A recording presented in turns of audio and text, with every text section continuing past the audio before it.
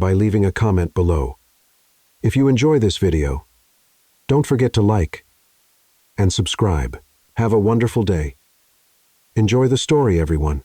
Lena Carter adjusted the black dress borrowed from her friend for the 5th time in 10 minutes. The nervousness in her stomach grew like butterflies doing acrobatics in the fanciest restaurant she had ever stepped into. There she was, with her makeup smudging in the heavy Miami heat and tight heels that felt like a medieval torture device. "Relax, Lena. It's just a blind date," she whispered to herself, turning the cheap ring on her finger. What could go wrong? Her blind date, Marcus, was 30 minutes late. She had already drunk 3 glasses of water and pretended to answer messages that didn't exist. But then he showed up, tall, well-dressed, hair slicked back, wearing too much cologne. His expression, however, faded the moment he saw her. He stopped at the door, looked around as if searching for an emotional emergency exit, then walked over to the table with a forced smile. "Lena," he said ungraciously, pulling out the chair without even greeting her properly. "Hi, I'm glad you came," she replied, trying to sound natural. Marcus sat down, glanced around with visible discomfort, then looked her up and down. "Look, this isn't really what I expected. Your profile said elegant, fun, classic style. I thought you'd be, I don't know, different." Lena forced a smile. "I am fun and elegant, depending on the day. Maybe today isn't the best example." He laughed, but not kindly. "And that dress looks like a motel curtain." She swallowed hard. The joke wasn't even creative.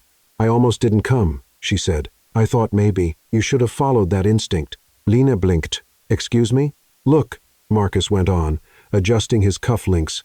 "You seem nice, but you're clearly not for my circle. You don't fit with me, you know. You look kind of like a—" "You didn't finish." "A cleaning lady," completed a male voice behind him. Marcus turned, confused. Lena did too. And there he was. Ethan Hayes, resident of PH1, the richest man in the building where she scrubbed elevators and vacuumed carpets since moving to Miami. Ethan wore a dress shirt with sleeves rolled up, his blazer resting on his shoulder. He smiled with a calmness that carried polite venom. "Excuse me," he said, "but this table is reserved for polite people. Sorry." "And you are?" Marcus stood up, not understanding. "A gentleman apparently in short supply here," Ethan replied. "And by coincidence a frequent customer of this restaurant." Marcus frowned.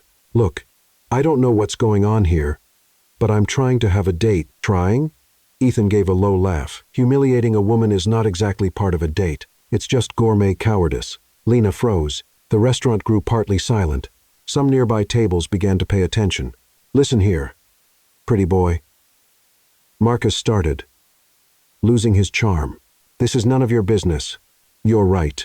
Ethan looked at Lena and extended his hand. "But if she accepts, it can become my business." Lena hesitated for 2 seconds.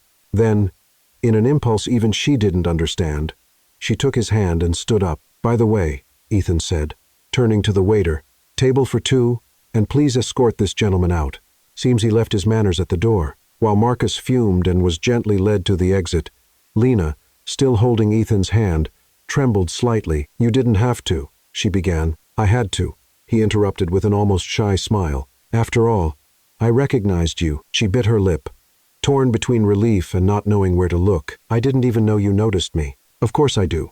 Every Tuesday, you sing loudly in the hallway while cleaning the carpet on the 8th floor. Hard to forget." Lena let out a short laugh, surprised.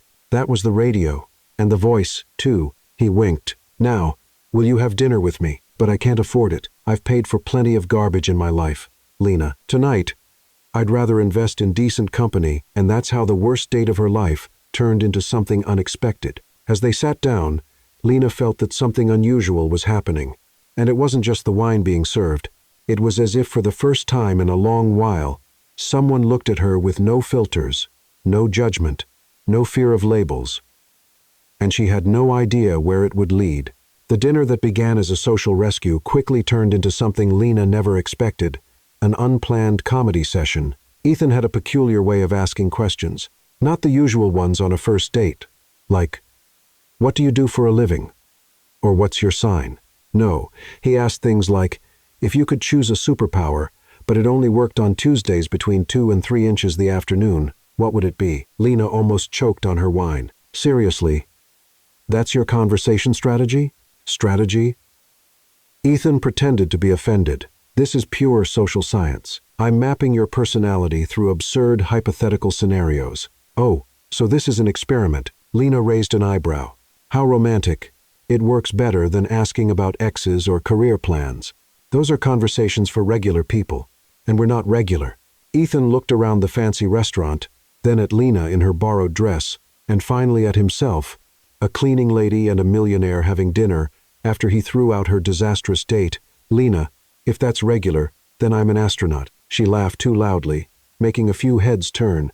Sorry, but you do look like an astronaut, the kind who gets lost in space and forgets how to get back to Earth. Hey, Ethan protested. I know exactly where I am.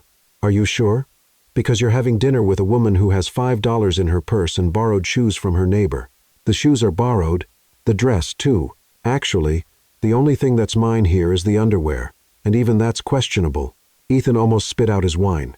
Lena Carter, you just broke every polite conversation protocol I've learned in 28 years of life. Protocols are overrated, she said, cutting her steak with an elegance that contrasted with her words. Besides, if you wanted polite, you would have had dinner with that blonde with silicone I saw leaving your apartment last week. You saw Sophia leaving? Hard not to. She was wearing heels so high she looked like she was walking on stilts, and her perfume reached the elevator 2 floors before she did. Ethan laughed, shaking his Carter. You're observant. I'm paid to be invisible, so I have time to observe. Lena shrugged.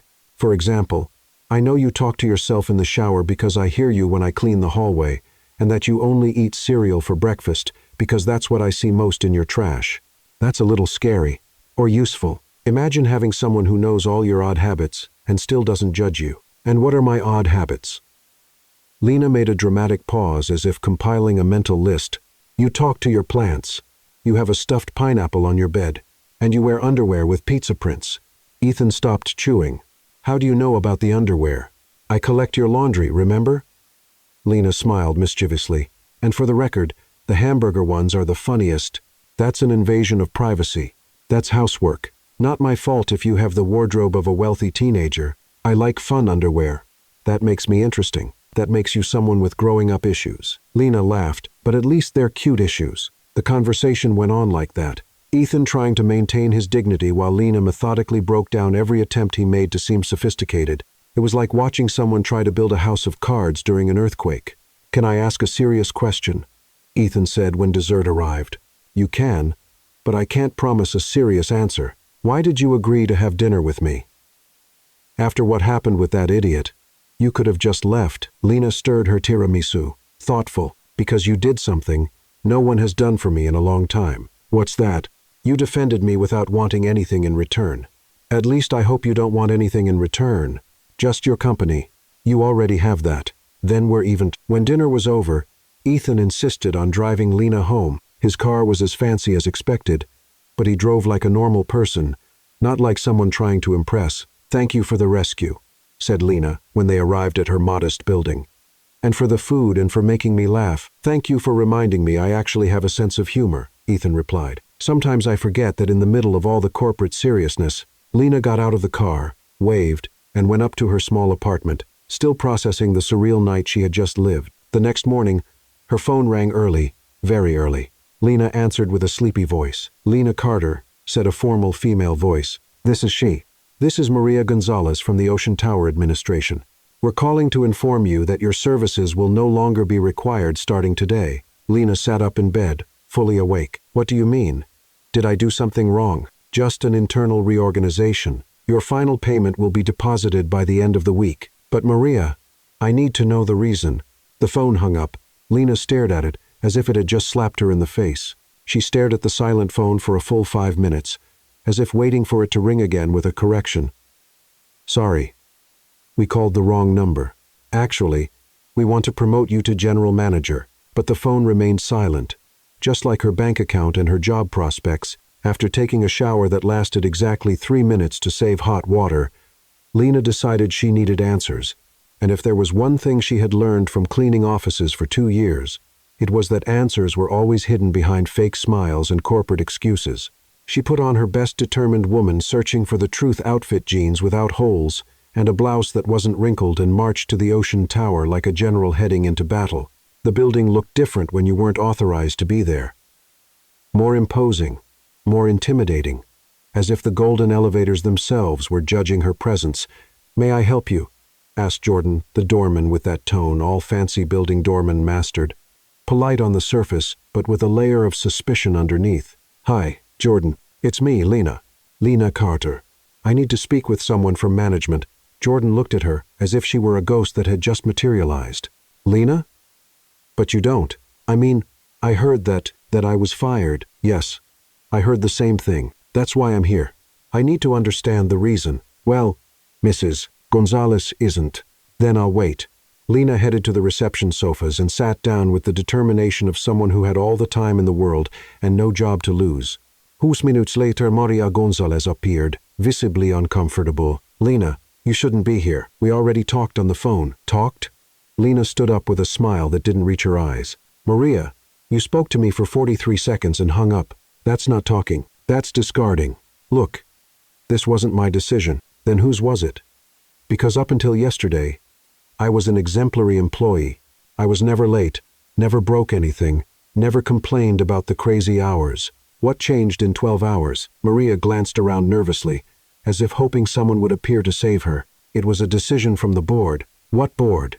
"The manager is Mr. Lawson, who is traveling in Europe. The administrator is you. Who else has the power to fire someone here?" "Lena, please." "Maria, I've been cleaning this building for 2 years. I know every apartment, every resident, every dirty secret hidden behind these fancy doors, and I know when someone is lying to me." Maria sighed, defeated. "It was a conflict of image." "Conflict of image?" Lena repeated, incredulous. "I'm a cleaning lady, not a social media influencer. What image could I possibly conflict with while vacuuming carpets?" "Someone saw you socializing with one of the residents in an inappropriate context." The realization hit like a piano falling from the 10th floor. "Socializing? You mean having dinner?" Lena asked. "Someone saw me having dinner with Ethan Hayes and thought that was inappropriate. The specific name wasn't mentioned, but everyone knows there's only one resident in this building important enough to cause a conflict of image." Lena laughed, but it wasn't a happy laugh. "Let me guess. A very elegant, very powerful woman, very concerned about the family reputation." Maria didn't answer, but her expression confirmed everything. "His mother," Lena murmured. "Rebecca Hayes." "I can't confirm. You don't need to. Now it all makes sense." Lena headed to the elevator with a determination that made Jordan step back instinctively. "Lena, you can't go up." "Jordan, are you going to stop me physically?" The doorman looked at the 5'3" woman who seemed capable of knocking down a bull with the sheer power of indignation and quietly returned to his desk. The ride to the top floor never felt so long. Lena mentally rehearsed what she would say, every word carefully chosen for maximum emotional impact. When the doors opened to the penthouse, Ethan was there, standing in the room as if he knew she was coming. "Lena." "Ethan, I can explain." "Oh, can you?" Lena walked into the apartment uninvited. "Good. Because I'm dying to hear how you explain how an exemplary cleaning lady goes to bed, employed, and wakes up unemployed after having dinner with the prince of the building." Ethan closed his eyes for a moment. "My mother saw you." "Wow. What a surprise." Lena clapped sarcastically, and she thought the maid was forgetting her place. "I didn't know she would." "Didn't know?" "Ethan, how many years have you lived in this building? You've known your mother for 28. How could you not know she would do exactly this?" "Because I didn't think that." "That what? That having dinner with me would have consequences? That your mother wouldn't approve, or that I'd find out you're capable of ruining my life without even realizing it?" Ethan ran a hand through his hair, clearly frustrated. "It wasn't intentional. It wasn't intentional." Lena laughed, but it was a bitter laugh. "Ethan, you invited me to dinner knowing exactly who you are and who I am, knowing that your family lives in a world where people like me only exist to clean up the mess of people like you. And now you're surprised this went wrong. I just wanted—" "What?" "To feel good about yourself. To be the Prince Charming who saves the maid. To have an adventure with the cleaning lady so you could feel rebellious." "No." Ethan exploded. "I wanted to get to know you better because you're the first person in years who actually makes me laugh."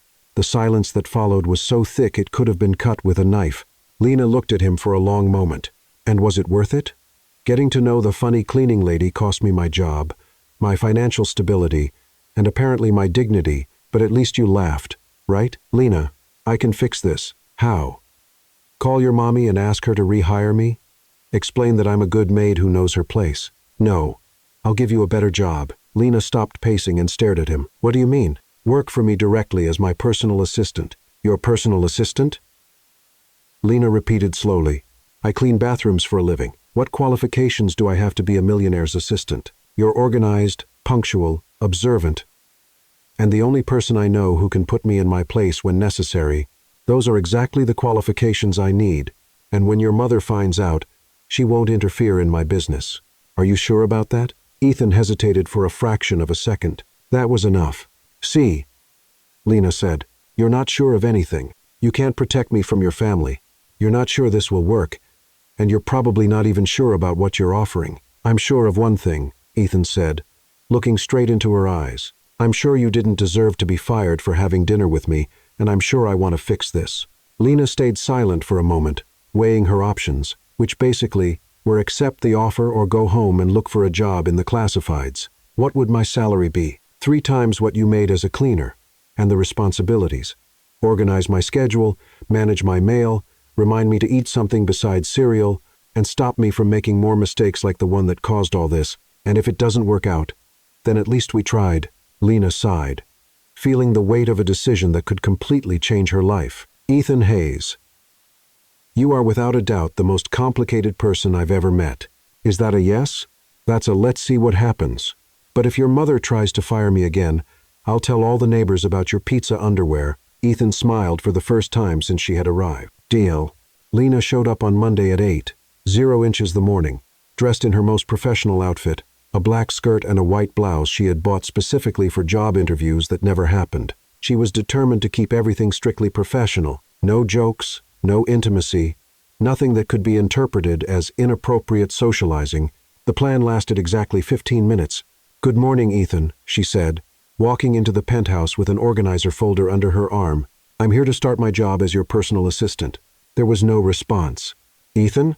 Lena heard music coming from the office. Not normal music, but something that sounded like a mix of electronic beats and whale sounds. She followed the noise and found Ethan sitting at his desk wearing huge headphones, nodding his head to the rhythm and talking to himself. Or at least, she thought he was talking to himself. No, Alexa, I don't want the weather forecast in Tokyo, he said to the air. I want to know if you can order Colombian coffee without judging me for drinking 6 cups a day. Sorry, I did not understand your request, replied a female voice with a Russian accent coming from somewhere in the apartment. Not you, Svetlana. I'm talking to Alexa. Who's Svetlana? Lena asked loudly enough for him to hear over the electronic whale music. Ethan turned and almost fell out of his chair when he saw her. Lena. You came. Did you think I wouldn't? We agreed yesterday. Yes, but he took off the headphones. I thought you might have changed your mind, or that my mother might have kidnapped you overnight. Too early for kidnappings. Now, who is Svetlana? Oh, she's my virtual assistant. Well, one of the virtual assistants. I have 3. Lena blinked. 3 virtual assistants? Why do you need 3 virtual assistants? Each one has a different specialty. Alexa handles the house. Svetlana organizes my work. And Sophia helps me with investments. And you still needed a human assistant. The virtual ones can't stop me from making mistakes. I tried to program that, but they just respond, command not recognized when I'm about to ruin my life. Lena set the folder on the desk and sighed. Ethan, this is going to be interesting. Dobro utro, Lena Carter, said the Russian voice from nowhere. Lena looked around, confused. What did she say? Good morning in Russian. Svetlana is very polite, sometimes too polite. Yesterday she corrected me because I said please only twice in an email. You're telling me your Russian virtual assistant gives you lessons in etiquette? Actually, she gives lessons about everything. Svetlana, tell Lena about the time you stopped me from buying an elephant. In September 2023, you attempted to place an online bid to adopt an orphaned elephant. I intervened because you live in an apartment. Svetlana replied. Elephants need space. You only have 300 square meters. Lena looked at Ethan in disbelief. You tried to buy, adopt, an elephant, and I was thinking of moving to a house with a yard to accommodate an elephant. It was a very cute baby elephant. Lena sat heavily in the chair across from his desk. Okay, let's start again. I'm Lena Carter, your new human personal assistant, and apparently, I'll be competing with 3 computers for the privilege of stopping you from ruining your life. Technically, 4 computers. I also have James. Who's James? As if summoned, the refrigerator in the kitchen lit a blue light, and said in a British accent, "Good morning, Miss Carter. I am James, intelligent household assistant. May I inform you that Mr. Hayes has eaten only cereal for the last 4 days and suggest a nutritional intervention." Lena looked at Ethan, then at the fridge, then back at Ethan. "Your refrigerator has a name and a British accent and a personality. James is a bit dramatic. Last week he refused to open because I ate pizza for breakfast. It was a peaceful protest for your health, sir," James said defensively. "See? Dramatic." Lena stood and walked to the kitchen where she faced the smart fridge. "James, is that true?" "Yes, ma'am. A pleasure to meet you. May I suggest you try to convince Mr. Hayes to eat vegetables? I have carrots for 3 weeks." "I'll try. James, thanks for the tip." "You're welcome, ma'am. I would also like to mention that he talks to me at 2 inches the morning when he can't sleep." "James!" Ethan protested from the living room. "That was confidential. Sorry, sir, but I found it relevant for training the new assistant." Lena returned to the living room laughing. "Ethan, your domestic life is more complicated than a reality show. It's practical to have everything automated." "Practical? You have 4 digital assistants, and you still hired a human. That's not practical. It's a collection. They have limitations." "Like what?" "Well, when I told Alexa to play music to sleep, she played heavy metal because she interpreted music to die instead of music to sleep." Lena laughed out loud. "Seriously? And Sophia once invested my money in a candy company because I said I wanted sweet stocks. Stop speaking Portuguese with an American accent to machines programmed in English." "I'm not speaking Portuguese. Ethan, you just tried to explain that you said sweet stocks, but it sounded like always doses. You're translating in your head, maybe a little." Lena spent the rest of the morning trying to understand Ethan's organizational system, which seemed created by a mad genius with attention deficit. There were digital folders named important, but not urgent. Urgent, but maybe not that important. And mysteriously, for when I understand what this is, "Ethan, what does this folder called Plans to Dominate the World, but in a polite way mean?" "Oh, those are my business ideas. Most are crazy, but some might work." "Like, what?"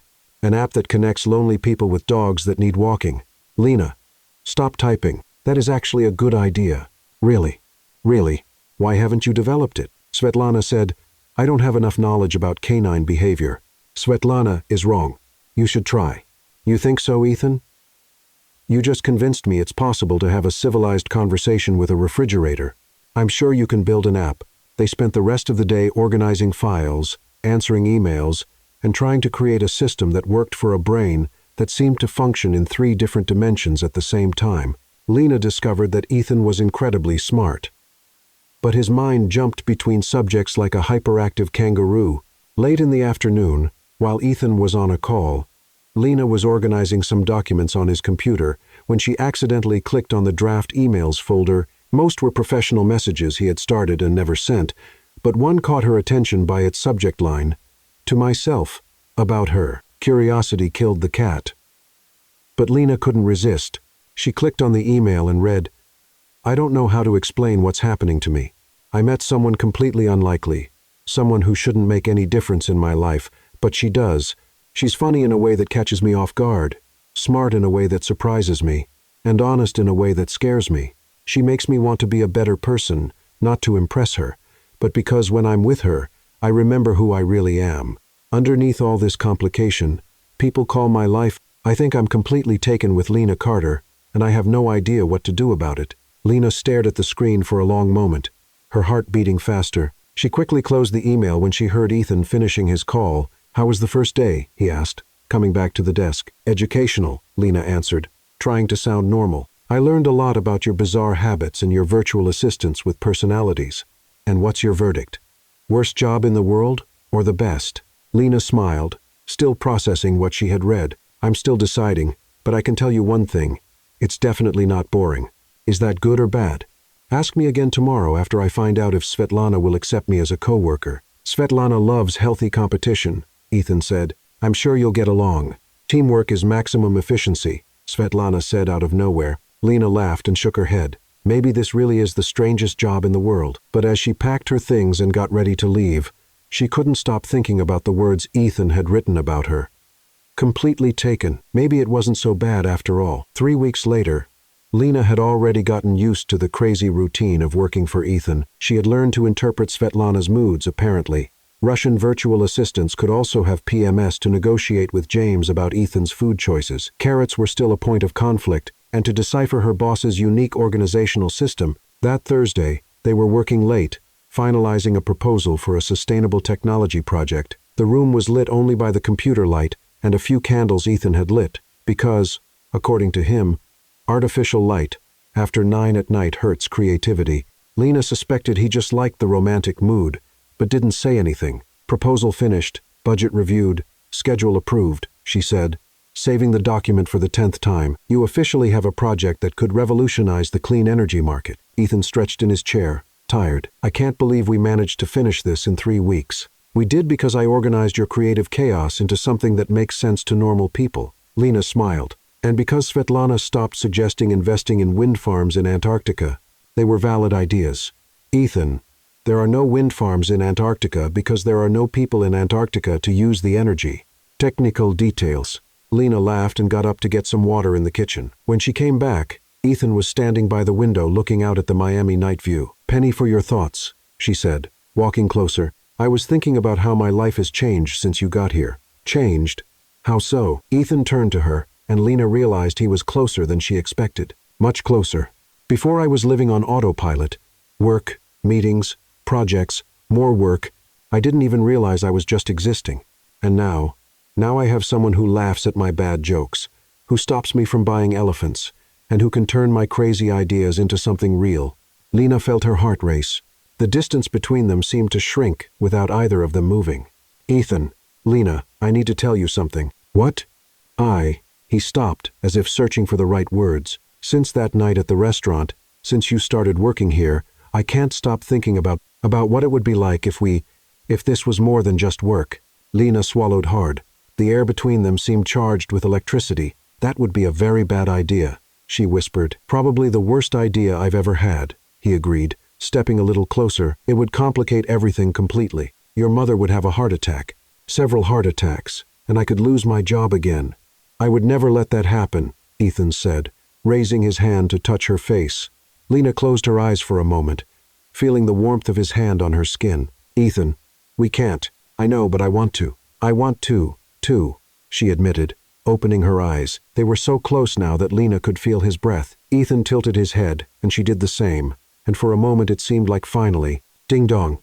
The apartment doorbell rang like a fire alarm in a silent moment. Ethan and Lena pulled away immediately as if shocked. Were you expecting someone? Lena asked, trying to regain composure. No. Ethan frowned, glancing at the clock. It's almost 10 at night. Ding-dong, ding-dong. Mr.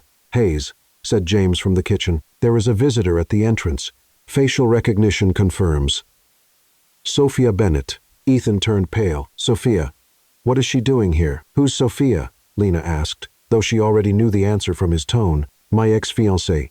Lena felt her stomach sink. Your ex-fiancé is ringing the doorbell at 10 at night. Apparently, yes. Ding-dong, ding-dong, ding-dong.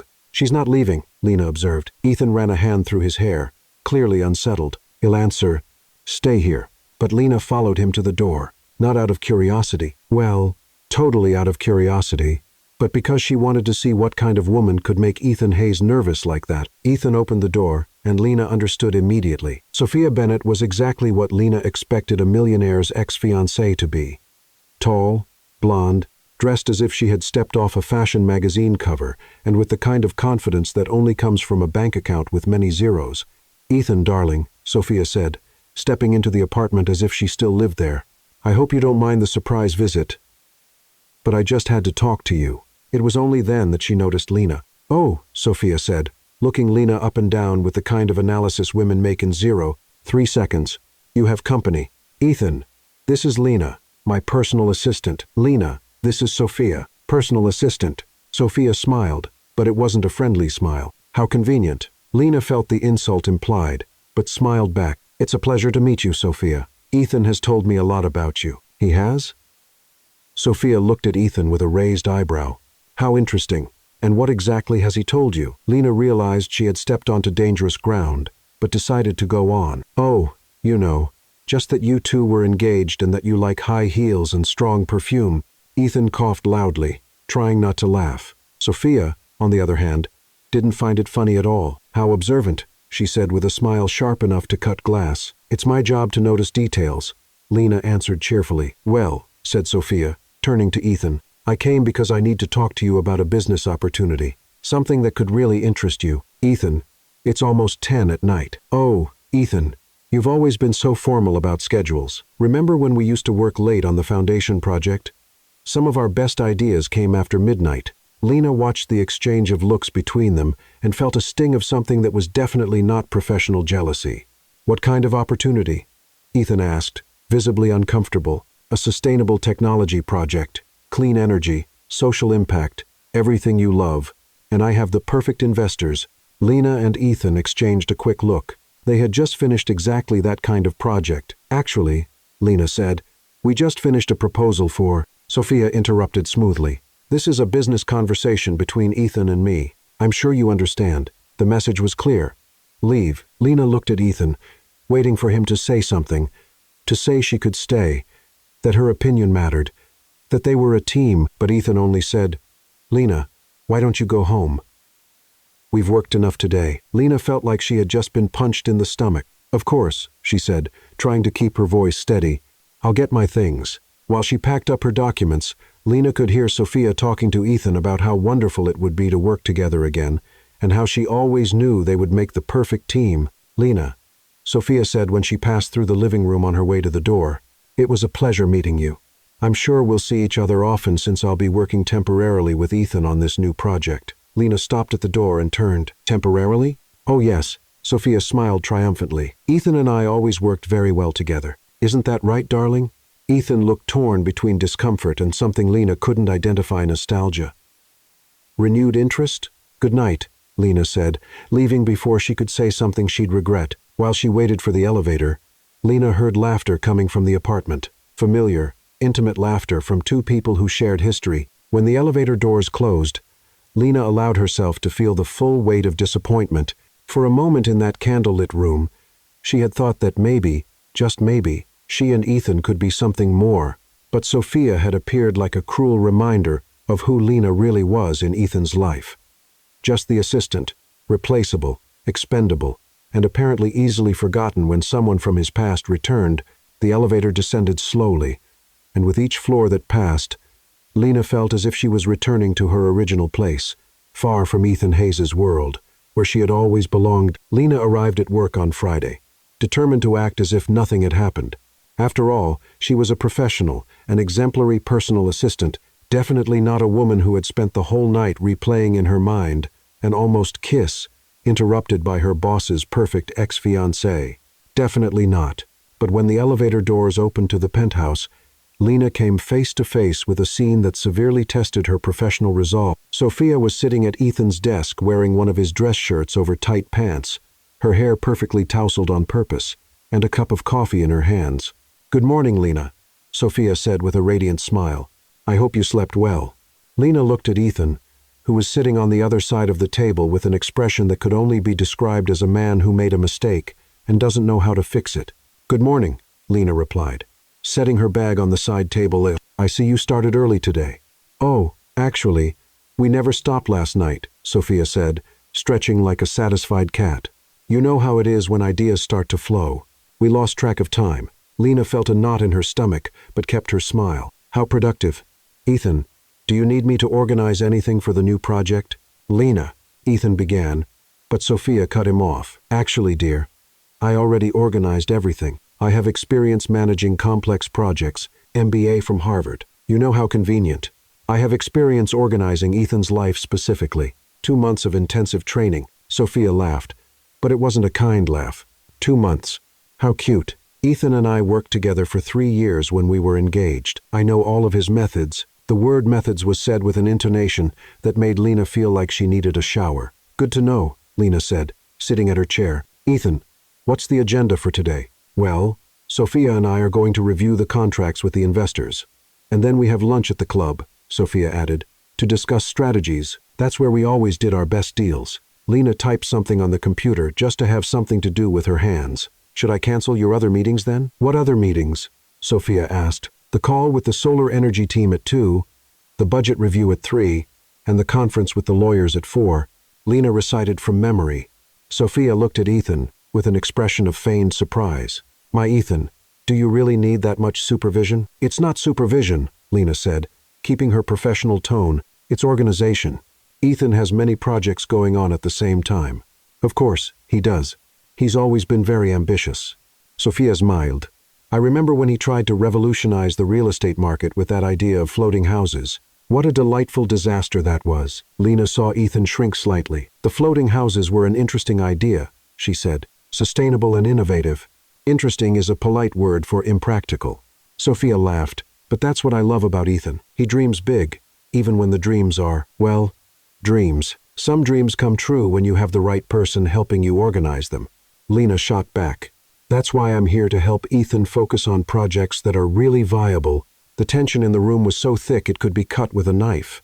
Ethan looked between the two women like a man watching a very dangerous tennis match. Ladies, he began. Women, Lena and Sophia corrected in unison, then looked at each other with mutual irritation. Women. Ethan corrected quickly. Maybe we can all work together without. Of course we can, Sophia said sweetly. Lena, could you make coffee for us? Yesterday's was a little weak. Lena blinked slowly. I can make coffee. But usually James takes care of the drinks, right, James? Certainly, Miss Carter. The fridge replied. Double espresso for Mr. Hayes as always. James is so helpful, Sophia said. But sometimes, a human touch makes a difference. Lena, you must have learned to make excellent coffee in your previous jobs. The veiled insult hung in the air like toxic smoke. Actually, Lena said with a sweet smile, I learned to make excellent coffee by watching how people with good taste prefer it. Ethan, for example, likes his strong but not bitter. Sophia, I can assume you like yours, like your personality, artificial and with lots of sugar. Ethan choked on the coffee he was drinking. Sophia smiled, but her eyes shone dangerously. What an interesting observation. You must have learned a lot about observation in your cleaning jobs. I did. For example, I learned that the most insecure people are the ones who try the hardest to put others down, and the most ambitious people are the ones who don't know when they're out of their place. Enough. Ethan finally exploded. You two, stop it right now. Lena and Sophia looked at him, surprised by the outburst. Sorry, Ethan said, running a hand through his hair, but this is getting ridiculous. Sophia, Lena is an excellent assistant and a smart person. Lena, Sophia is here to help with an important project. Can you try to get along? Lena looked at Ethan, waiting for him to add something more, some real defense, some acknowledgement that Sophia was being completely inappropriate, but he only looked between them as if they were equally guilty. Of course, Lena said coldly. I can be absolutely professional. Great, Sophia said. So can I. The rest of the morning passed in a kind of polite Cold War. Sophia made subtle comments about Lena's education, her experience, her clothes. Lena responded with seemingly innocent remarks about Sophia's constant need for validation. Ethan tried to mediate, but it was like trying to separate two cats with a feather. At lunchtime, when Ethan and Sophia left for the so-called club, Lena finally had a moment to breathe. She was seriously considering updating her resume when her phone rang.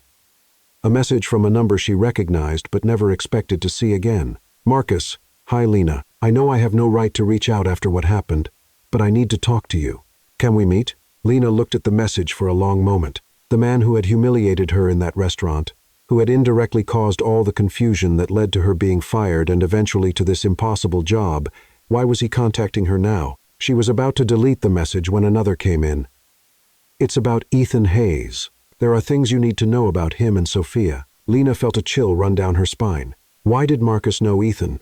And what did he know about Sophia? She looked around the empty penthouse, hearing only the distant sounds of Svetlana organizing files and James adjusting the temperature. Against her better judgment, she typed a reply. Lena, what do you want? The answer came almost immediately. Marcus, to protect you from making a very big mistake, meet me tonight. Starbucks on Lincoln Road. 7 p.m. Please, Lena. It's important. Lena stared at the phone, feeling like she was about to make a decision that would change everything again. Outside the window, Miami sparkled under the midday sun, indifferent to the human dramas unfolding in the penthouses of its most expensive buildings. Lena sighed and put the phone away. She had already made too many mistakes recently. What was one more?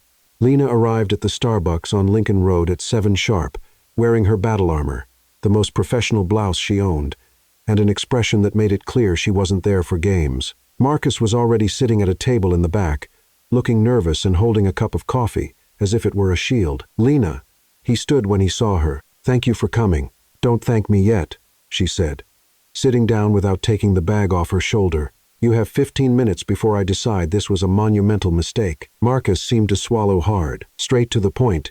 Then, "Ethan Hayes is not who you think he is." Lena raised an eyebrow. "And who do I think he is?" "A nice guy who saved you from a bad date.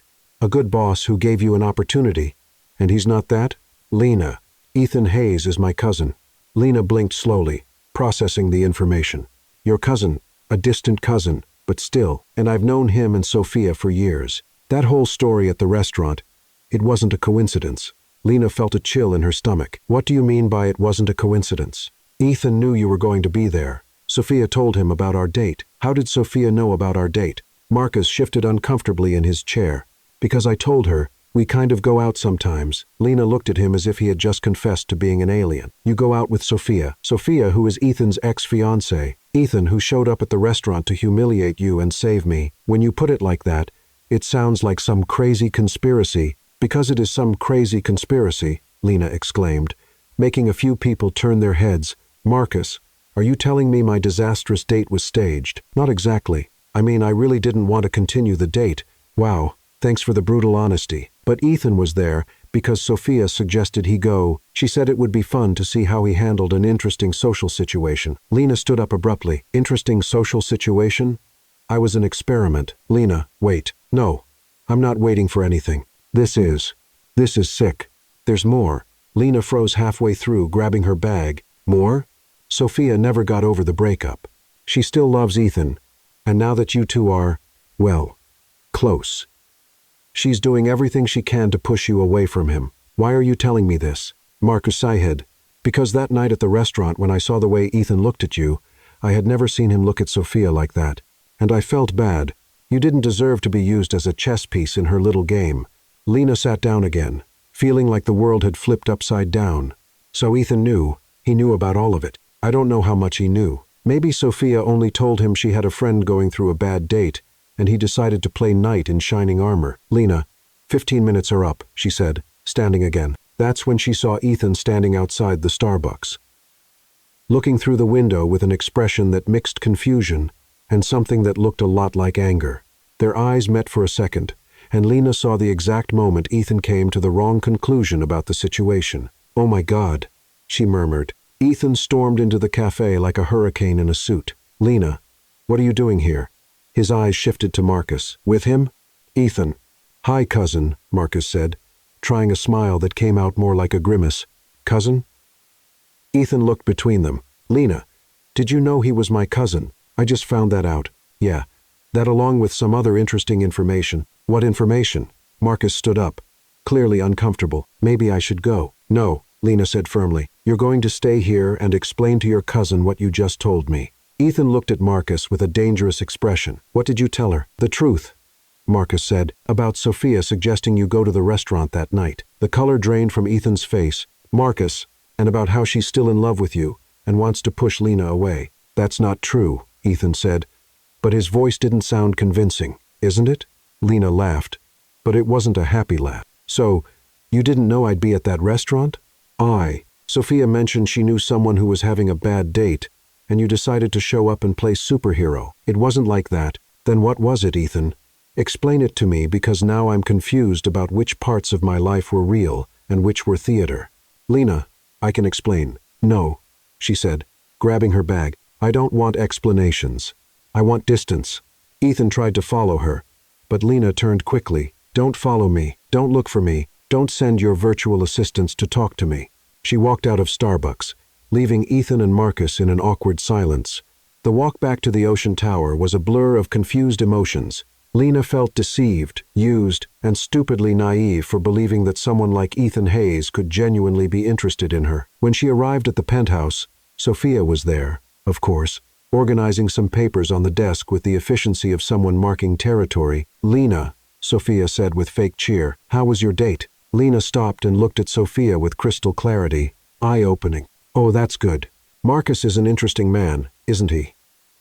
Though maybe not exactly at your level. Lena walked over to the fridge, grabbed a bottle of orange juice, went back to where Sophia was, and poured it over her head. Sophia screamed, more from surprise than pain. Are you out of your mind? Probably, Lena said calmly. But at least now I'm awake. That's when Ethan walked into the apartment, saw Sophia dripping orange juice onto the marble floor, and Lena gathering her personal things from the desk. Lena, what? I'm quitting, she said without looking at him.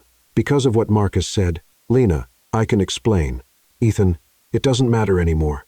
It mattered last night when we almost kissed. It mattered this morning when Sophia was wearing your shirt and making coffee in your kitchen. But now I get it. I was never anything more than a charity project for you to feel good about yourself. That's not true, isn't it? Lena finally looked at him. Then tell me, Ethan, last night when Sophia showed up, why didn't you defend me? Why did you let her treat me like a maid who forgot her place? Ethan opened and closed his mouth with no answer. Exactly, Lena said, because deep down, that's what you think I am. A maid who forgot her place. Lena, Sophia, Lena said, turning to the woman still wiping juice from her hair. He's all yours. I hope you're very happy together planning schemes to humiliate innocent people. Lena grabbed her things and headed to the door. If you walk out that door now, Ethan said desperately, how will I fix this? Lena stopped with her hand on the doorknob. You won't, she said simply. Some things can't be fixed, Ethan, especially when they were broken on purpose. She left, leaving Ethan standing in the middle of the room, Sophia dripping juice and a silence that seemed to echo forever. In the days that followed, Ethan simply disappeared. He canceled meetings, didn't show up at the company, and didn't answer calls. James reported worriedly that he wasn't eating properly, and Svetlana noted that he spent hours staring at the computer screen without typing a thing. It was as if Lena had taken with her not just her presence, but also the energy that made Ethan function. Meanwhile, Lena went back to her old life, job hunting and trying to forget that for 2 months she had known what it was like to be seen as more than just someone who cleaned up other people's messes. A week after dumping orange juice on Sophia's head and quitting the strangest job of her life, Lena was doing what any sensible person would do, eating ice cream straight from the container while watching reruns of cooking shows on the couch. It was a questionable coping strategy, but it worked. Her best friend Emily had other ideas about how to deal with existential crisis. Lena Carter, Emily said, bursting into the apartment with the spare key. Lena regretted more and more having given her, "You smell like self-pity," and Ben & Jerry's. "It's a new perfume," Lena muttered, not taking her eyes off the TV. "It's called Unemployed and Disillusioned. I'll ignore the drama and get straight to the point." Emily sat on the couch and took the ice cream out of Lena's hands. "Something arrived for you. If it's another job offer to clean offices overnight, you can send it back." "It's not a job offer." Emily pulled an elegant envelope from her bag. "It's an invitation." Lena looked at the envelope as if it were a potential bomb. The paper was thick, expensive, with her name written in golden calligraphy. Who would send me an invitation? Especially one that looks like it costs more than my rent. Only one way to find out. Lena reluctantly took the envelope and opened it. Inside was an even fancier card. "You are honored to be invited to the annual Hayes Foundation Gala for Sustainable Technology, Saturday, May 15th, 7 p.m. Fontainebleau Hotel, Miami Beach. Attire, black tie, RSVP by Thursday." And at the bottom, handwritten, "Please come, Ethan." Lena stared at the invitation for a long moment. "It's from Ethan," she finally said. "The millionaire with virtual assistants and family problems. That one. What does he want?" "I have no idea." Lena tossed the invitation onto the coffee table. "But I'm not going to find out, because I'm not going." "Why not?" "Emily, you were here when I came back that night. You saw my complete meltdown about how I was used as a chess piece in their sick little game. Why would I willingly put myself in a situation where I'll see Ethan and probably Sophia too? Because you're curious." "I'm not curious." "Lena, you've been eating coffee ice cream for a week while watching shows about how to make elaborate cakes. You're clearly in denial about something. I'm mourning my sense of judgment, which apparently died the moment I decided to trust a problematic millionaire." Emily picked up the invitation and studied it. "A charity gala. That means important people, media, the entire Miami elite. Why would he invite you to an event like that? To humiliate me publicly? To prove I don't belong in that world? To have fun watching the ex-cleaning lady stumble in expensive shoes? Or," Emily said slowly, To apologize in the most public and dramatic way possible. Lena looked at her. That's movie stuff, Emily. In real life, rich people don't make grand romantic gestures to apologize to their former employees. In real life, former employee don't dump orange juice on ex-fiancés' heads and walk away like movie heroines. Lena had to admit she had a point. Even if I wanted to go, and I don't have the right clothes for a gala. Black tie is not exactly what I have in my closet. Emily smiled mischievously. Leave that to me. 2 days later, Lena found herself in front of Emily's bedroom mirror, wearing a dress that probably cost more than her monthly salary back when she was cleaning. Where did you get this? Lena asked, admiring the red dress that fit her body perfectly. My cousin works at a formal dress shop. This is a loan, so try not to spill anything on it. I can't promise that. My recent history with drinks as weapons is problematic. Emily laughed while fixing Lena's hair. You look beautiful. That red brings out your eyes. Emily, I still haven't decided if I'm going. Lena, you're already dressed with makeup on, and I spent 2 hours on your hair. You're going. And what if it's a trap? What if Sophia is there with some new evil plan? Then you throw a drink at her again. But this time aim better. Lena laughed in spite of herself. You're a bad influence. I'm a good friend who doesn't want to see you wasting away on the couch, eating ice cream for the next 6 months. Lena looked at herself in the mirror one more time. The woman staring back looked confident, elegant, like someone who really belonged at a gala event. It was an illusion, of course. But a convincing illusion. Fine, she said, picking up the small evening bag Emily had lent her. I'll go. But only for 2 hours. And if anyone recognizes me as the ex-cleaning lady who had a public meltdown, I'm leaving. Deal. Now, let's go because you need to arrive at the perfect time for maximum impact. The ride to the Fontainebleau was a mix of nerves and determination. Lena mentally rehearsed several versions of casual conversations, all ending with her leaving gracefully without causing a scene. When she arrived at the hotel, however, all her mental preparation evaporated. The event was even grander than she had imagined. Luxury cars stopped at the entrance, dropping off people who looked like they had stepped straight out of celebrity magazines. Photographers captured every arrival, and the hotel entrance was decorated with lights and flowers that probably cost more than Lena's rent for a year. May I help you? A man in a suit at the entrance asked. Lena Carter, she said, showing the invitation with slightly trembling hands. He checked a list and smiled. Of course, Miss Carter. Welcome. Lena walked into the main hall and felt as if she had stepped into a fairy tale. The place was full of elegant people chatting in small groups, while waiters moved around with trays of champagne and appetizers that looked like tiny works of art. She grabbed a glass of champagne from a passing waiter and tried to look like she belonged there, even though her heart was beating like a rock drum. That's when she saw him. Ethan was across the room wearing a tuxedo that made him look straight out of a James Bond movie. He was talking to a group of important people, but his eyes kept scanning the room as if he was looking for someone. Lena hid behind a decorative column, suddenly not feeling as brave as she had 15 minutes earlier. Hiding is not a good strategy at social events, said a familiar voice behind her. Lena turned and almost spilled her champagne when she saw Sophia approaching wearing a black dress that probably cost more than Lena's car. Sophia, what a surprise. Not a pleasant surprise, I'm sure. Sophia smiled, though it didn't reach her eyes. I must admit, I was surprised when I saw your name on the guest list. That makes 2 of us. Lena, may I be honest with you? You can try. You don't belong here. This is Ethan's world. It always has been. Always will be. And no matter how many borrowed dresses you wear, or how many times he tries to play your savior, you'll never be more than a temporary curiosity to him. Lena looked at Sophia for a long moment, then took a sip of champagne. Sophia, you may be right about me not belonging here, but at least I don't spend my whole life trying to force someone to love me back. With that, Lena stepped out from behind the column and walked toward the center of the room, leaving Sophia speechless. Maybe she didn't belong there, but since she was, she might as well make it count. Lena spent the next 15 minutes pretending to study the artwork on the walls while secretly watching Ethan across the room.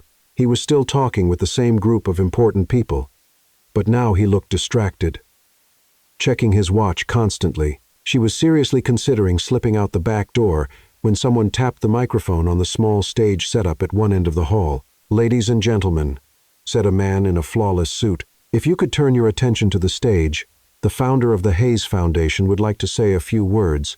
Lena watched Ethan walk up to the stage with the natural elegance of someone used to being the center of attention. He adjusted the microphone and looked out at the crowd, which had fallen respectfully silent. "Good evening." He began with that charming smile Lena knew so well. "Thank you for being here tonight to support our mission of making sustainable technology accessible to everyone." Polite applause echoed through the hall. Lena noticed Sophia sitting in the front row, smiling as if she were hosting the event. "This foundation was born from a simple belief," Ethan continued, "that the best ideas come from unexpected places, from people who may never have had the chance to show their potential." He paused, and his eyes searched the audience until they found Lena. Even from across the room, she felt the impact of that look. "Recently, I learned something important about myself," Ethan said, never taking his eyes off her. "I learned that I had lived most of my life on autopilot, surrounded by people who told me what I wanted to hear, doing things I was supposed to do because that's what was expected of me." Lena felt a chill in her stomach. Where was this going? "But then I met someone who completely changed my perspective. Someone who made me laugh at myself, who organized not just my schedule, but my entire life. Someone who taught me that honesty matters more than convenience, and that courage has nothing to do with money in the bank." A murmur began to spread through the crowd. Lena glanced around and realized some people were following Ethan's gaze, trying to figure out who he was talking about. "Ethan," she whispered to herself. "What are you doing?" "This person," he continued, now clearly speaking only to Lena, "taught me that being saved isn't about having someone pull you out of trouble. It's about having someone who encourages you to face those problems head on." Sophia looked like she had swallowed something bitter. Even from across the room, Lena could see she was furious. "And I made a mistake," Ethan said, stepping down from the stage and walking through the crowd, which parted like the Red Sea to let him through. "A terrible mistake. I let other people convince me that some worlds don't mix, that some differences are too big to overcome." He stopped right in front of Lena, who was leaning against the wall with a champagne glass in hand, looking like she desperately wished she were anywhere else in the universe. "But the truth is, there are no different worlds," Ethan said, looking straight at her, the microphone still in his hand, making every word echo through the silent hall. "There are only brave people and people who are afraid. And I've been afraid for far too long." "Ethan," Lena whispered, "everyone is watching. I know, and I want them to see." He turned to the crowd, who were watching the scene like an unexpected play. "This is Lena Carter," he said to the 300 most important guests in Miami. "She was my cleaning lady, then my assistant, and now, well, now she's the woman I'm completely in love with." The silence that followed was so deep, Lena was certain everyone could hear her heart beating. Then the buzz exploded. Whispers, muffled exclamations. The unmistakable sound of a social elite trying to process a scandal in real time. "Ethan," Lena said, her voice almost inaudible, "have you lost your mind?" "Completely." He smiled. "It took me a while to realize, but you've driven me crazy since that first night at the restaurant. You're ruining your reputation." "My reputation means nothing if I lose it in the process." Lena looked around at the shocked faces, the looks of disapproval, phones discreetly pulled out to capture the moment. "Your mother is going to have a heart attack, probably several, but she'll survive." Sophia, who until then had been frozen by shock, finally reacted. She stepped up onto the improvised stage with the fury of a woman whose plans were collapsing in public. "Ethan Hayes," she said loud enough for everyone to hear, "you've completely lost your mind." "Maybe," Ethan replied without turning to her, "but I'd rather be crazy and in love than sane and empty. You're making a fool of yourself for a cleaning lady. I'm declaring myself to the woman I love. If that makes me a fool, then I'm the happiest fool in Miami." Lena looked at Sophia, flushed with anger and humiliation, at the crowd whispering and pointing, and at Ethan, who stood there as if publicly confessing his love for his former employee were the most natural thing in the world.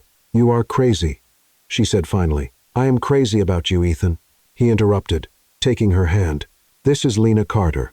Will you give me a second chance to do things right? Because if you say yes, I promise I will never let anyone treat you as less important than anyone in this room. I promise I will stand up for you, protect you, and love you exactly as you are." Lena felt tears starting to form in her eyes.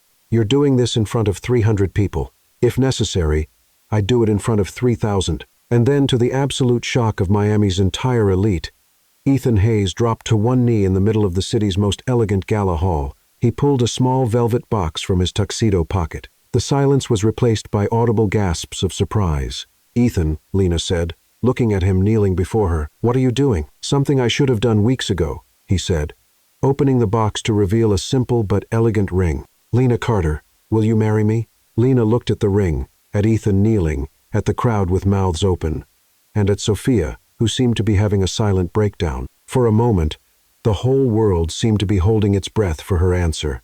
She said finally with a smile that started small and grew until it lit up her whole face, "You are without doubt the craziest person I've ever met. Is that a yes?" Lena glanced one last time at the crowd of expectant faces, took a deep breath, and said the only thing that made sense, "That's a very enthusiastic, why not?" Ethan stood and kissed her right in the middle of the gala hall, while 300 important people applauded, some genuinely moved, others still trying to process what they had just witnessed. "Well," Lena said, still with Ethan holding her hands, "that was cinematic." "It was intentional," he replied, smiling. "I thought you deserved a movie-worthy moment after everything we went through." "Ethan Hayes, you proposed to me in front of 300 people without even knowing if I wanted to date you again. Technically, I asked if you'd give me a second chance, and then asked if you'd marry me. Two different questions." Lena laughed, shaking her head. "You're right. And for the record, my answer to both is yes, but with conditions." "Conditions?" Ethan raised an eyebrow. "Are you negotiating the terms of our relationship in the middle of a charity gala?" "I'm a practical woman, Ethan. I've learned it's better to make things clear from the start."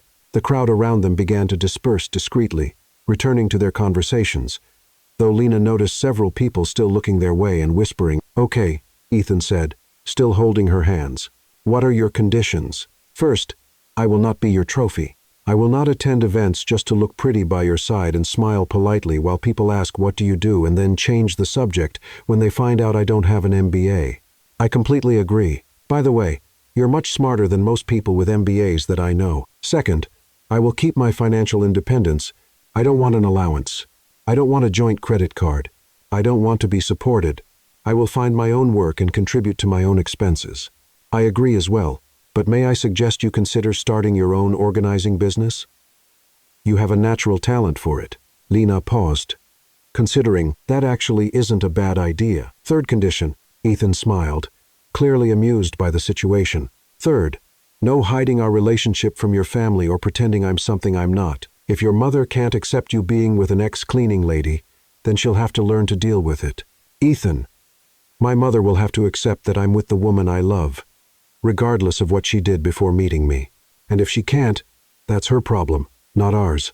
"Fourth, your psychotic ex-fiancé is officially banned from our lives. I don't want Sophia on projects. I don't want her at events, and I don't even want to hear her name unless it's to talk about how she finally found therapy." Ethan glanced over Lena's shoulder at Sophia, who was still standing there looking at them with an expression mixing fury and disbelief. "Considering she just witnessed our public engagement, I think she'll want to keep her distance anyway." "And fifth," Lena said, growing serious, "no surprises like that without warning me first. Next time you want to make a public declaration of love, give me a heads up so I can at least use waterproof mascara." Ethan laughed out loud. "I promise, although, I should say, you look beautiful even with smudged mascara. My mascara is not smudged. It's a little..." He gently brushed under her right eye with his thumb. Lena looked around the hall where people kept pretending not to be interested in the drama that had just unfolded. "Ethan, you realize this will be in every Miami gossip paper tomorrow, right? And probably on social media tonight." "It's already on social media," said a voice behind them. They turned to see a young man with a phone in his hand. "Sorry," he said, looking embarrassed. "I'm a reporter for the Miami Herald. I couldn't help filming. This is quite a story." Lena looked at Ethan. "We're going to become a meme, aren't we?" "Probably." Ethan agreed. "Do you mind?" Lena thought for a moment. A week ago, the idea of becoming a meme for being romantically involved with her former millionaire boss would have terrified her. Now, after everything they'd been through, it seemed almost insignificant. "You know what? I don't mind. At least it'll be a romantic meme." "Millionaire proposes to cleaning lady at charity gala," the reporter said, clearly already composing the headline in his head. "Any official comment?" Lena and Ethan looked at each other. "Love is unpredictable," Lena said, "and sometimes the best things in life come from where you least expect them. And sometimes," Ethan added, "you need the courage to grab happiness when it appears, even if it's in the middle of a charity gala." The reporter smiled and put his phone away. "Thanks, and congratulations. You just gave me the best story of the week." As he walked away, Lena turned to Ethan. "So, what do we do now? Go back to your penthouse and pretend this was an elaborate dream?" "Actually," Ethan said, taking her hands again. I have a confession to make. Another one? Ethan. My heart can't handle much more drama for today. This is a good one. I promise, remember you said you don't want to be a trophy and want to keep your independence? Literally 2 minutes ago. Yes. Well, I kind of already thought about that, and I have a business proposal for you. Lena looked at him suspiciously. What kind of business proposal? A partnership. You with your organizing company, me with my resources and contacts. Together, we can create something really special. Go on. Imagine a company that not only organizes people's lives, but helps them turn their ideas into reality. You have the talent to organize chaos. I have experience turning ideas into viable businesses. Lena considered the proposal. That would be interesting. But we'd have to keep things professional at work. Absolutely. During the day, we're business partners. At night, we're a passionate couple planning our life together. And what kind of life would that be? Ethan smiled, and Lena recognized that expression. It was the same one he had whenever he talked about his craziest and most wonderful ideas. A little house with a porch, a dog that barks at mailmen, breakfast in bed on Sundays, and maybe eventually kids running around the yard and driving James. Completely crazy. Lena laughed, picturing the British fridge trying to handle a house full of children. A little house? You, Ethan Hayes, want to live in a little house? With you, I'd live in a tent in the middle of the desert. How romantic. But I'd rather have the little house with a porch. Ethan pulled her closer. So, is this it? Are we really going to try again? For real this time? Lena looked around the gala hall at all the important people discussing important things at the life she could have if she said yes. Then she looked at Ethan with his eyes full of hope and love, and she knew she had already made her decision the moment he knelt down. Ethan Hayes, she said, standing on her tiptoes to kiss him again. You've convinced me.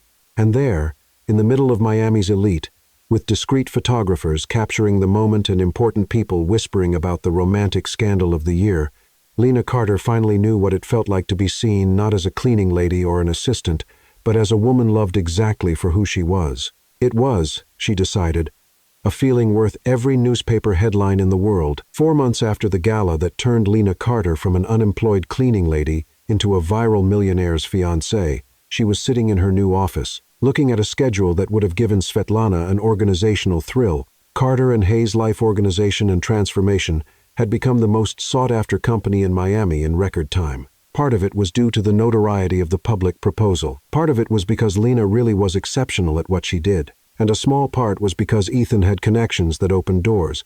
But mostly it was because Lena had discovered she had a natural talent for turning chaos into order, and people were willing to pay very well for it.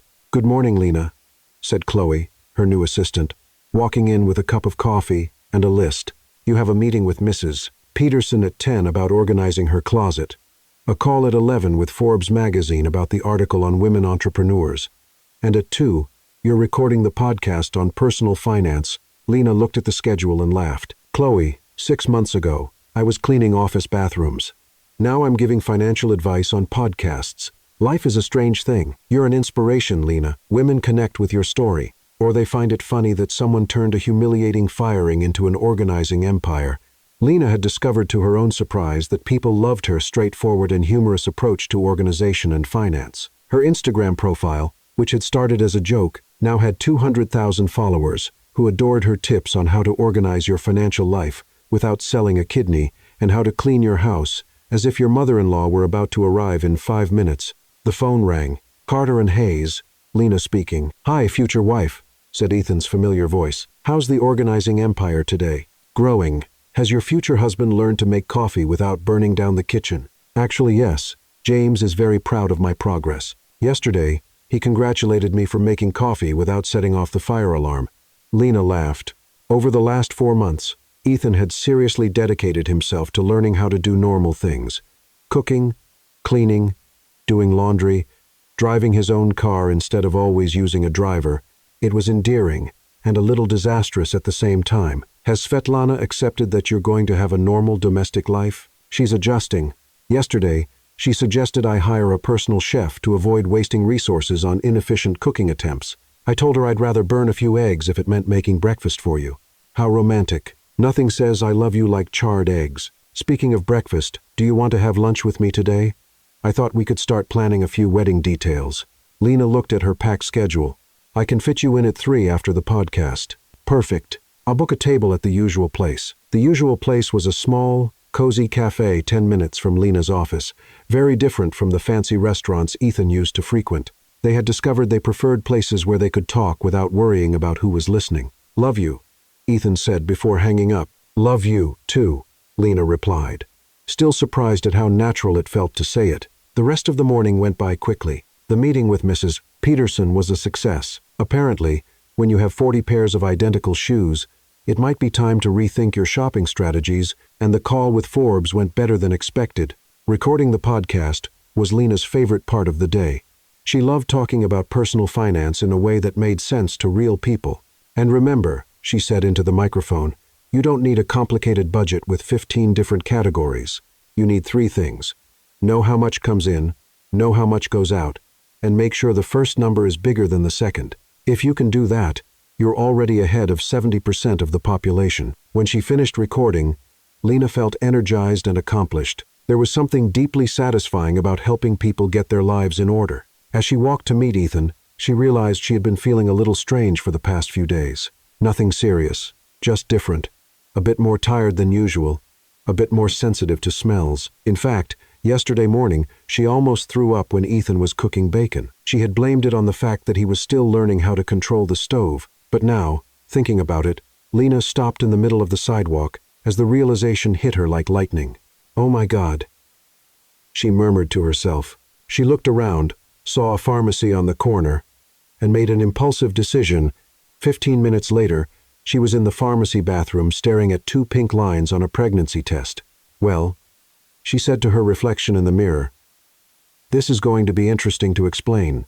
She arrived at the cafe in a state of controlled shock. Ethan was already there, reading something on his tablet and drinking coffee with the concentration of someone trying very hard to look like a normal man having a normal coffee. Hi, she said, sitting down. Hi.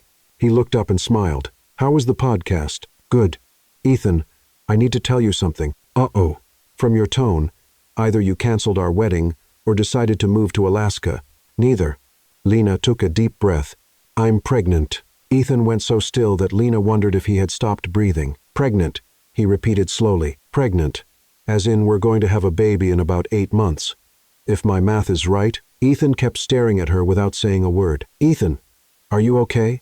Do you need water, sugar, CPR? A baby. That's usually the consequence of pregnancy. Yes. Still nothing. Ethan. You need to say something because I'm starting to worry you've gone into an emotional coma. Finally, Ethan blinked and a huge smile began to spread across his face. We're going to have a baby. We are. A real baby. No, Ethan. An imaginary baby. Of course. Real. Technically, it's more my baby for the next 8 months. But yes, our baby. Ethan stood up abruptly, walked around the table, pulled Lena up, and spun her in the air. Ethan, she laughed, put me down before I throw up on you. Sorry, he said, setting her gently back on the ground. It's just, Lena, we're going to be parents. I know, it's kind of terrifying and kind of wonderful at the same time. How do you feel? Honestly, like I swallowed a roller coaster, but happy, very happy. Ethan pulled her into a hug. I love you so much, and I already love our baby, even though it's the size of a grain of rice right now, especially for that. Our little grain of rice. Lena laughed against his chest. Ethan Hayes, you're going to be the craziest father in Miami, and you're going to be the most amazing mother. Our child will be the most organized and most spoiled kid in the city. James is going to freak out about having a baby in the house. James will love having someone new to take care of. He already complains I don't eat enough vegetables. Imagine with a child. Lena pulled back a little to look at him. So, we're really doing this. Marriage, baby, normal domestic life. Ethan Hayes. There's nothing I want more in the world. And there, in the middle of an ordinary cafe on an ordinary day, Lena knew her life had changed completely once again. But this time, she was more than ready for the adventure. 2 months after the pregnancy announcement, Lena Carter stood in front of Emily's bedroom mirror, looking at her reflection with a mix of disbelief and joy. The simple but elegant wedding dress gently hugged the curve of her growing belly, and she couldn't stop smiling. You look radiant, said Emily, adjusting the veil. Pregnancy suits you. I feel like a princess who swallowed a basketball. Lena replied. but a happy princess. Ethan is going to faint when he sees you. I hope not. It would be hard to explain to the priest why the groom is on the floor. They had decided on a small, intimate ceremony in the garden of the new house Ethan had bought. A real house with a porch, a backyard, and enough space for a baby, a dog yet to come, and all the virtual assistants Ethan insisted on keeping. Lena looked out the window and saw the guests arriving. Only 50 people, close family and friends. A sharp contrast to the gala months earlier. But exactly what they wanted. Are you nervous? Emily asked. Strangely, no. Lena adjusted the bouquet of simple flowers. I think I've gone through every possible emotion with this man. Now I just want to make it official. And his mother? Lena made a face. Rebecca Hayes had taken 3 full months to accept that her son was really going to marry the cleaning lady, as she still referred to Lena when she thought no one was listening. But last week, she had shown up at Lena's office with a business proposal. Actually, said Lena, I think she finally realized I'm not going anywhere. Yesterday, she offered me a contract to organize her foundation's office. That's progress. It's strategic surrender. She decided that if she can't beat me, she'll hire me. A soft knock at the door interrupted them. May I come in? Said Marcus's voice. Lena opened the door to find Ethan's cousin standing there in a suit holding a small envelope. That Marcus? What are you doing here? Ethan asked me to give you this.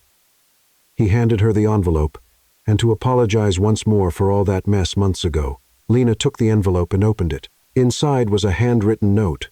Lena, a year ago, I was a man who talked to refrigerators because it was easier than talking to real people. Today, thanks to you, I know what it means to have a real life with a real person, building something real together. Thank you for teaching me that love isn't about finding someone perfect, but about finding someone who makes your imperfection perfect. I love you, Ethan. And James sends his regards. Lena laughed, wiping away a tear that had started to form. He's impossible, she said to Marcus. He's in love, Marcus corrected. And for the record, I've never seen my cousin this happy. Neither have I, Lena admitted. The ceremony was exactly as they had dreamed. The garden was decorated with simple lights and white flowers. A small orchestra played soft music, and everyone who mattered was there. When Lena walked down the improvised aisle, actually a stone path in the garden on her father's arm, she saw Ethan waiting at the altar, and his smile was so bright she momentarily forgot how to walk. Breathe, her father whispered, one step at a time. The ceremony was simple and heartfelt. They wrote their own vows, of course, and Lena made the priest and half the guests laugh when she promised to love, honor, and occasionally throw drinks at people who deserved it for Ethan. Ethan, in turn, promised to love, protect, and never again let Russian virtual assistants make important decisions about our lives. But it was during his speech after the official ceremony that everyone was truly moved. A year ago, Ethan said, standing next to Lena and holding her hand, I thought I knew what success was. I thought it was about money, status, impressing people who didn't even really know me. He looked at Lena, and she saw in his eyes all the love and gratitude he felt. But Lena taught me that real success is having someone who laughs at your bad jokes, who stops you from buying elephants, and who isn't afraid to tell you when you're being an idiot. Laughter echoed through the garden. She taught me that a home isn't about how many square feet you have or how many virtual assistants live with you. It's about having someone who makes you want to come home at the end of the day. Lena felt tears forming again. And now, Ethan continued, gently placing his hand on Lena's belly, we're going to have a family. And I know our child will be the luckiest person in the world because they'll have Lena Carter as their mother. Lena Hayes, she corrected, laughing through her tears. He repeated, smiling, the woman who turned my house into a home, my chaos into order, and my heart into something I didn't even know existed. There wasn't a dry eye in the garden. To Lena, Ethan said, raising his glass of champagne. Lena was drinking grape juice. To Ethan, Lena replied, raising her glass, the man who proved to me that fairy tales can happen, even if they start with disastrous dates and end with Russian virtual assistants planning our honeymoon. They kissed while the guests clapped and laughed, and Lena thought she had never been so happy in her entire life.